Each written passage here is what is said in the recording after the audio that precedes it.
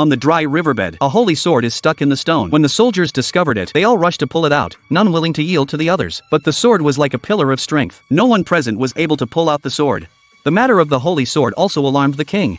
The king personally visited the scene with his entourage. At a glance, he recognized the sword as his brother's. So the king issued a proclamation, ordering all men in the kingdom to come and try to pull the sword. After testing for half a month, no one was able to pull the sword out. At that moment, in the crowded crowd, a man named Arthur grew restless. He pushed his way through the crowd and quickly approached. Feeling a sense of familiarity with the holy sword, Arthur grabbed the hilt of the sword. Suddenly, his expression turned painful, as if he had been electrocuted. Arthur quickly let go. The captain nearby mocked him, saying, "Collect your brand, back on the barge." Arthur tried again to draw the sword. He slowly grasped the hilt with both hands. The sword suddenly emitted a dazzling light. The moment he pulls the sword, the earth begins to shake violently. The dogs barked incessantly. The warhorses also began to grow restless. Arthur drew the sword directly. The captain was also stunned by the scene before him. Since it was his first time handling the holy sword, Arthur couldn't control its power. He fell to the ground and fell into a deep sleep. And the owner of the sword was none other than King Uther. To maintain peace, the wizard Merlin stole the sorcerer's staff and forged this sword of kings. Merlin entrusted the fox fairy to deliver the sword to King Uther. Only Uther's descendants can wield this sword. Even so, war cannot be avoided. The wizard king, for land and power, had the wizard use magic to control the giant elephant to help them attack humanity. King Uther, wielding the holy sword, he ventures alone into the enemy's rear camp. He swings the holy sword. The wizard vanishes into thin air. The sorcery instantly loses its effect. The controlled giant elephant regains consciousness. The disorganized wizard army is defeated by King Uther. The various small kingdoms and tribes in the region submitted to King Uther. Seeing his brother wielding supreme power and the adoration of his subjects, his younger brother, Vortigern, began to harbor ambitions of seizing power and usurping the throne. To achieve his goal, he cruelly murdered his own wife. Only by doing so could he summon the dark forces to aid him. That night, the younger brother launched a military coup. The soldiers turned on each other. King Uther fled with his wife and children. The younger brother transforms into the Dark Knight. A spear pierces through the queen's chest, killing her. After sending his son away for the sake of supreme power, the two brothers faced off in battle. After a few rounds, King Uther was driven back by his younger brother. His younger brother stabbed him through the body with a sword. He raised it high to prevent the sword from falling into the hands of evil men. He used his last ounce of strength to throw the sacred sword high into the air and then stabbed himself through the body. His body instantly turned into a stone and sank into the icy depths of the sea. The next day, his son's small boat drifted ashore and was rescued and adopted by a group of courtesans. Years later, the holy sword Arthur drew was none other than his father's sword from before his death.